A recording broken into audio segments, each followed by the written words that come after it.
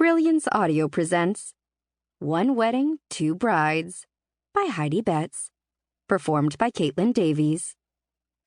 And I wouldn't have made trouble if Matt hadn't gone and married that floozy in there. That floozy happens to be my sister. He didn't sound angry, but his voice held an edge she hadn't noticed before. Oh no, she groaned, resting the side of her face against the sun-hot window. What? He took his foot off the gas, tossing her a panicked glance. Are you going to be sick? I'm already sick. Do you have any idea how it feels to be traded in for a newer model?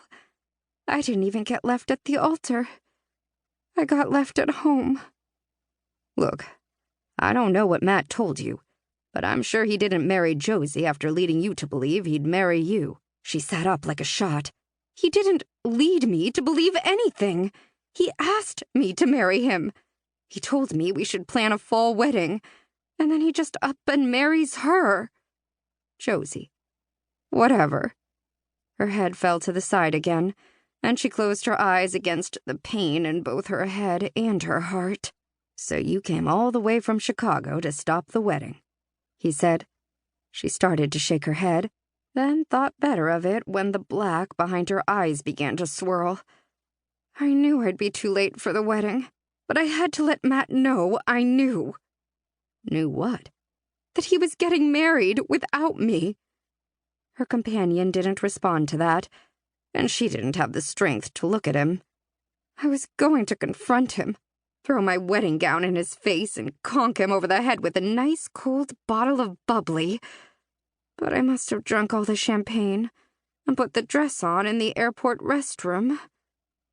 Or on the plane, she thought, as the image of struggling with thick folds of fabric in a bathroom the size of a high school gym locker sprang to mind.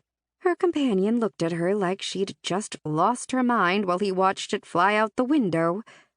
Then he turned away and asked, Is there somewhere I can take you? The airport? A hotel? She ignored his suggestions, focusing on her own thoughts. I have to do something to get back at Matt. Haven't you done enough already? No. He has to know how much he hurt me. He has to know he made a mistake and regret it for the rest of his life. Matt had betrayed her. He'd ruined everything, and he couldn't be allowed to get away with it. She wasn't just going to make him pay her back for the money he'd stolen. She was going to make him pay. Then she'd make sure the entire world knew what a rat he truly was. She opened her eyes then, and turned to face the man who had prematurely ended her revenge. You have to help me. He spared her a glance before turning back to the road. Help you get back at my sister's new husband? He asked with a chuckle. You're 2 balls short of a bull if you think I'll go along with something like that, darling. We can do it, she sat up excitedly, struggling to fold her legs beneath her with 6 yards of satin and taffeta fighting her every inch of the way. We just have to think of something that will infuriate Matt. He hates being bested, you know. No, I didn't know that. And he didn't sound like he cared. Chess, racquetball, everything. He can't even stand for me to finish reading the paper before he does. It drives him nuts. So we just have to come up with something that will really tick him off. Such as? His fingers flexed and tightened on the steering wheel, and the movement of those long, tawny digits almost made her lose her train of thought. I don't know. She gave a huff, because he didn't seem to be trying. Didn't he understand how important this was?